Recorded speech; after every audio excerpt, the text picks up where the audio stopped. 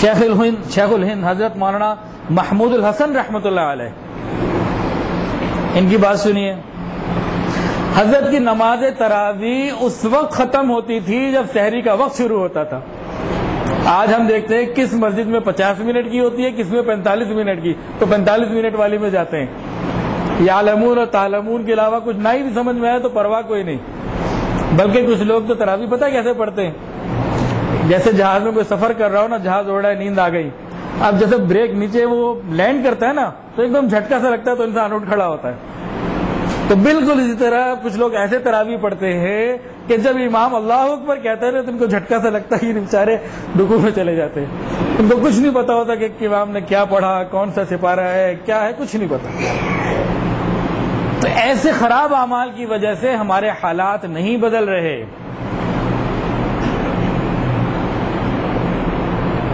اب ان کی تراویح اس وقت ختم ہوتی تھی جب سحری کا وقت شروع ہو جاتا تھا. بوڑھے تھے، بیمار بھی تھے. گھر والوں نے کہا حضرت ایک رات آرام کر لیں، آج تھوڑی مختصر تراویح پڑھ لیں، 2-3 سپارے سن لیں، طبیعت کے اندر کچھ تھوڑی سی بہتری آ جائے گی تو کل سے پھر وہ معمول شروع کر لیجیے گا. ذرا ایک رات آرام. کہنے لگے نہیں معلوم اگلا رمضان ملے نہ ملے، کہ ہم نہیں دیکھتے کہ پچھلے رمضان میں کتنے لوگ تھے جو آج ہمارے اندر موجود نہیں. کیا ضروری تو نہیں کہ اگلا یہ رمضان یا اگلا رمضان ہمیں مل بھی جائے. تو فرماتے ہیں نہیں، میں تو ایسے نہیں کر سکتا. اب گھر والوں نے جو قاری صاحب تلاوت کرتے تھے ان سے کہا کہ جناب یہ آپ کے شیخ ہیں، استاد ہیں، بیمار ہیں، خیال کرو، ایک دن کے لیے آپ ہی طبیعت کا بہانہ بنا لو، کہہ دو کہ بھئی میری طبیعت کے اندر ذرا بشاشت نہیں تو آج میں زیادہ قرآن نہیں سنا سکتا. تو قاری صاحب نے اس نیت کے ساتھ کہ شیخ کو آرام مل جائے، بزرگ کو آرام مل جائے، آئے رات کو تراویح کے لیے حضرت میرا طبیعت کچھ ٹھیک نہیں تو آج بس 1 یا 2 سپارے ہی پڑھ سکوں گا، ساری رات نہیں پڑھ سکتا. یہ اللہ والے نا بڑے دل والے ہوتے ہیں کہ جی ہاں ٹھیک ہے قاری صاحب آپ ٹھیک کہہ رہے ہیں، آپ کے لیے آرام کرنا بہت ضروری ہے، آپ 1 ہی سپارہ 2 تھوڑا سنا دیں. اب قاری صاحب نے جو ہے نا 1-2 سپارے سنائے اور تراویح مکمل کر کے دعا ہو گئی. اب کہنے لگے جی میں جاتا ہوں. حضرت کہنے لگے نہیں آپ کی تو طبیعت ٹھیک نہیں ہے نا، آپ گھر جائیں گے تو مشکل ہوگا، آپ یہی میرے بستر پر آرام کر لیں. نہیں حضرت میں جاؤں گا. کہ نہیں آپ کی طبیعت ٹھیک نہیں ہے، آپ کے لیے آرام بہتر ہے، آپ میرے بستر پر آرام کریں. پھر ان کو بستر پہ آرام کروایا، لائٹ بند کی، دروازے بند کیے، ان کو سلا دیا. تھوڑی دیر گزری تھی، قاری صاحب کی آنکھ کھلی، ذرا سے دیکھا، محسوس کیا کہ کوئی میرے پاؤں دبا رہا ہے. تو حیران ہو کے کہنے لگے میرا گھر بھی نہیں، کون پاؤں دبا رہا ہے؟ اٹھ کے دیکھا تو شیخ الہند رحمۃ اللہ علیہ اپنے قاری صاحب کے، اپنے جو ان کے مرید تھے، شاگرد تھے، ان کے پیر دبا رہے. تو ایک دم ہڑبڑا کے اٹھ بیٹھے کہ حضرت یہ آپ کیا کر رہے ہیں؟ قاری صاحب آپ نے خود تو کہا تھا کہ آپ کی طبیعت ٹھیک نہیں ہے تو میں آپ کی خدمت کر رہا ہوں. قاری صاحب نے کہا اچھا آپ نے اگر رات جاگ کر ہی گزارنی ہے تو ٹھیک ہے، میں وضو کر آتا ہوں، ہم دونوں مصلی پہ کھڑے ہو جاتے ہیں، میں قرآن سناتا ہوں، آپ قرآن سنیں.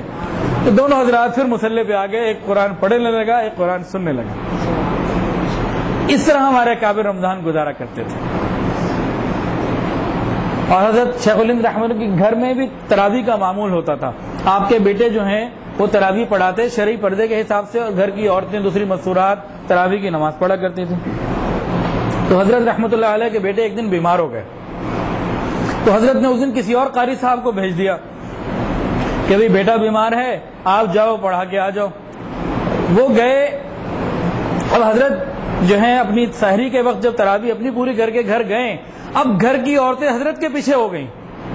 تو جی آج آپ نے کس کو بھیج دیا تراویح کے لیے؟ ہماری تراویح خراب کر دی. بھئی کیا ہوا؟ کہ پتہ نہیں، وہ قاری صاحب آئے تھے، بس 2-3 سپارے پڑھے اور چلے گئے. اور آپ کے بیٹے جب، ہمارا بیٹا جب آتا تھا ساری رات ہم کو تراویح پڑھا کرتے تھے. تو ادھر حضرت کا یہ معمول، ادھر عورتوں کا یہ معمول. پتہ لگا رمضان میں 7 قرآن تو وہ عورتوں کو سنا کے آتے تھے تراویح کے اندر.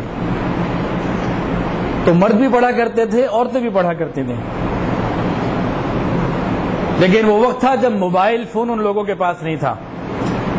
آج جس طرح موبائل سے ہماری جان نہیں چھٹتی نا، جس طرح موبائل کے پیچھے ہم لگے ہوتے ہیں، یا کچھ عرصہ پہلے ناول کے پیچھے بچے لگے ہوتے تھے، اسی طرح ہمارے اکابر قرآن سے محبت کیا کرتے تھے.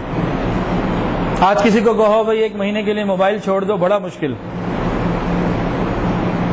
تو ان لوگوں کے لیے قرآن چھوڑنا مشکل ہوتا تھا کہ 1 سپارہ بھی کیوں کم آج پڑھا. الحمدللہ اس عاجز کی والدہ، ان کا بھی معمول یہ تھا، رمضان مبارک میں والدہ محترمہ 15 قرآن مجید 13-14 قرآن مجید آرام سے مکمل کر لیا کرتی تھی. اور یہ نہیں کہ ہمیں سحری افطاری کے لیے بازار کے کھانے ملتے تھے، گھر کے کام کاج بھی ساتھ کیا کرتی تھی.